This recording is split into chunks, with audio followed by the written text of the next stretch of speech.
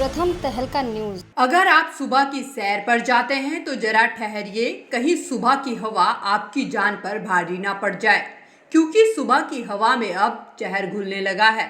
दरअसल बिल्कुल सही सुना आपने, लेकिन ये सब हम नहीं कह रहे हैं, बल्कि वायु गुणवत्ता सूचकांक के वो आंकड़े कह रहे हैं जिन्हें देखकर आप यकीनन सुबह की सैर भूल जाएंगे। दरअसल धान की कटाई के बाद बचे अवशेषों को किसानों द्वारा आग लगाई जा रही है।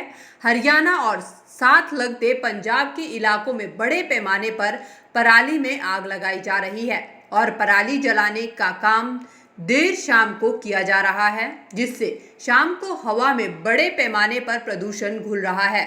देर शाम और सुबह की वायु गुणवत्ता सूचकांक यानी XUI 300 के पार चला जाता है और दोपहर आते आते हवा के साथ 250 के करीब रह जाता है। इससे स्पष्ट होता है कि हवा में किस कदर जहर घुलने लगा है। जानकारों और हेल्थ एक्सपर्ट की माने तो ये हवा किसी भी स्वस्थ व्यक्ति के लिए ठीक नहीं है।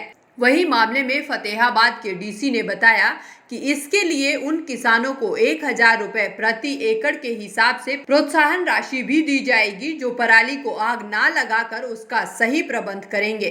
उन्होंने बताया कि अभी तक 60% से अधिक फसल खेतों में खड़ी है और अभी ये हाल हो गया है, तो आने वाले दिनों में क्या हाल होगा इसका अंदाजा लगाना कोई मुश्किल काम नहीं है।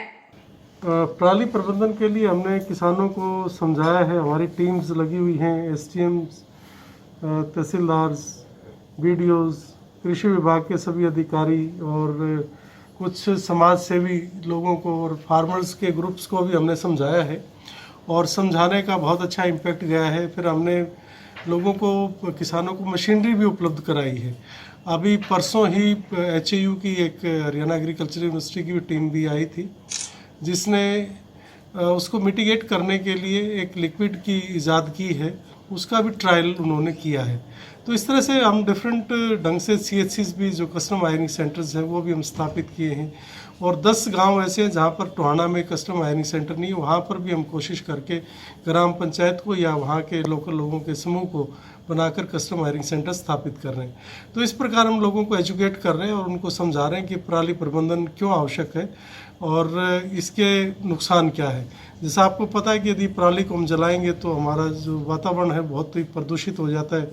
दूसरा, जो ज़मीन की उर्वरता शक्ति है वो भी, उसका भी ह्रास होता है, उसका भी नुकसान होता है। तो और लोगों की सेहत के ऊपर भी इसका बहुत ज़्यादा बुरा असर पड़ता है। इसके अलावा सरकार ने अब 1000 रुपये प्रति एकड़ के हिसाब से इंसेंटिव भी दे दिया है। जो लोग इसका XC2 पराली का प्रबंधन करेंगे, इस खेत से बाहर निकाल कर उसको अच्छे से रखेंगे, चाहे वो पशु चारे के लिए रखें या बेल्स बना कर रखें। पंचायत की ज़मीनें उसमें उपलब्ध करा दी गई हैं जहाँ पर वो रख सकते हैं। तो उसके लिए सरकार ने इंसेंटिव भी दिया है 1000 रुपये का प्रति एकड़ का।